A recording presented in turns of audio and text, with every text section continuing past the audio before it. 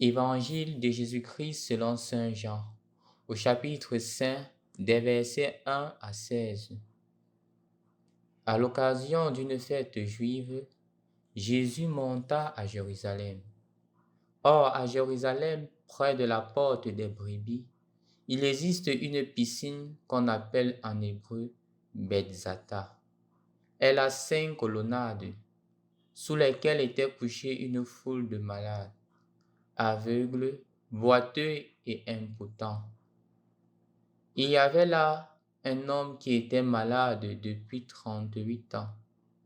Jésus, le voyant couché là, et apprenant qu'il était dans cet état depuis longtemps, lui dit: « Veux-tu être guéri? » Le malade lui répondit: « Seigneur, je n'ai personne pour me plonger dans la piscine au moment où l'eau bouillonne.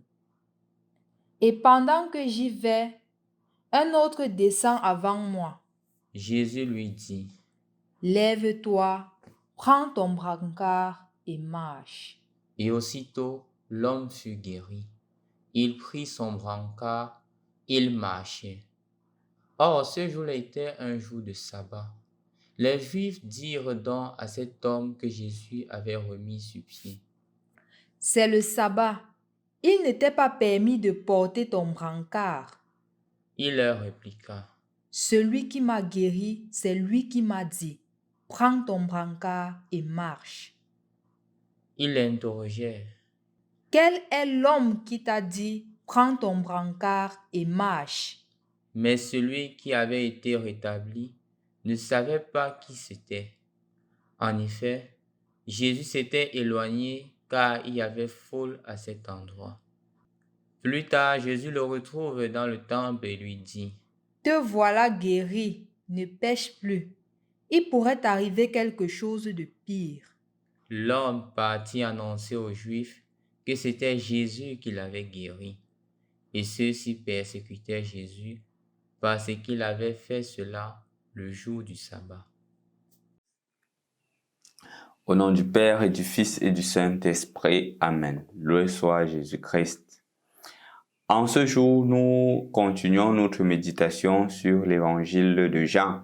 Et nous voyons dans cet évangile la guérison que Jésus opère à l'égard de quelqu'un qui est malade depuis 38 ans, depuis bien longtemps.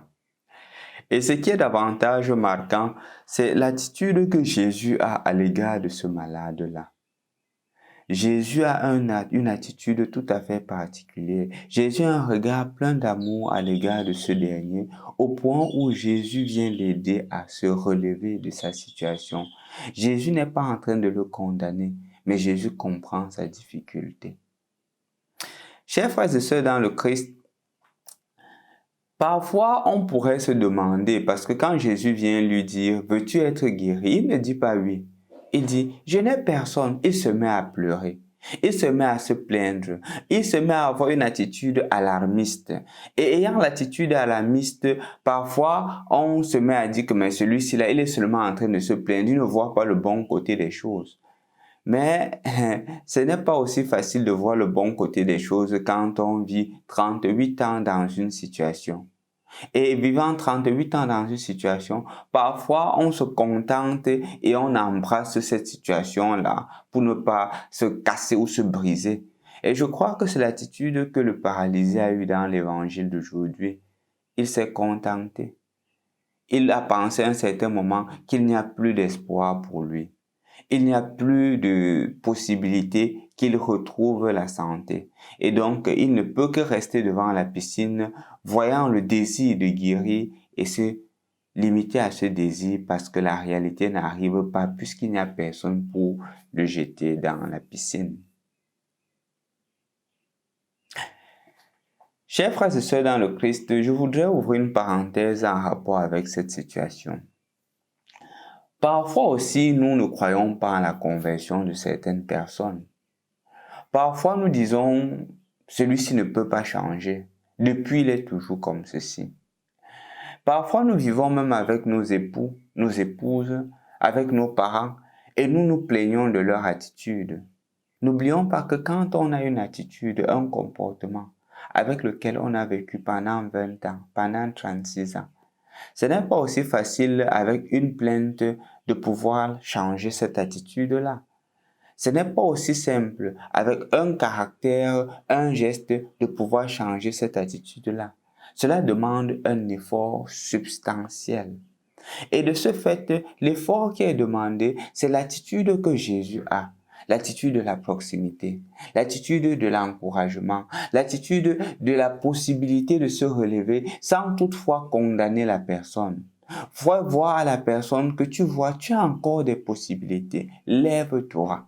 C'est l'attitude que Jésus a eue. Lève-toi. Il dit au malade, lève-toi. Ne reste pas dans cette situation-là.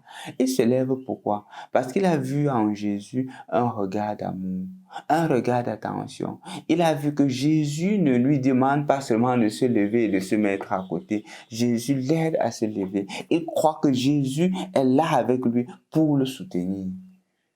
Parfois, beaucoup de personnes voudraient changer, mais nous utilisons toujours les mauvaises méthodes. Utilisant des mauvaises méthodes, nous avons des résultats minables. Est-ce que nous posons le même regard que Jésus pose, un regard d'amour, sur la faute des autres? Ou nous avons toujours des regards qui sont en train de juger les autres, qui sont en train de leur faire comprendre qu'ils sont de gros pécheurs, qui sont en train de leur faire comprendre qu'il n'y a pas d'espoir pour eux? Parfois, certains caractères demandent du temps pour pouvoir quitter dans la personne. Et l'attitude que nous devrions avoir à l'égard de ces personnes-là, c'est une attitude de patience. Patience et miséricorde vont de pair. On ne peut pas être miséricordieux sans être patient.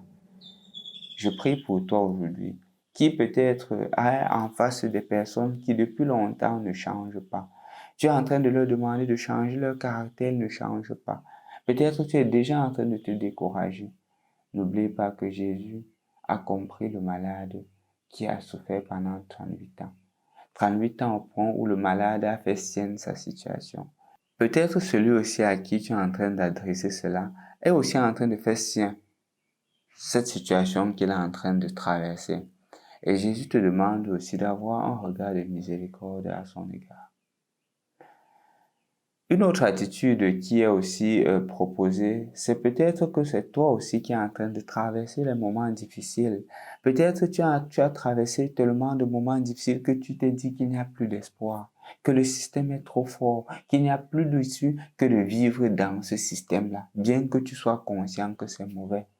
Jésus te dit que non, je suis venu t'enlever de ce système, de cette servitude, parce que tu es créé à l'image et à la ressemblance de Dieu. Aujourd'hui, mon frère, ma soeur, le Seigneur te donne l'opportunité, le Seigneur nous donne l'opportunité de reprendre le chemin.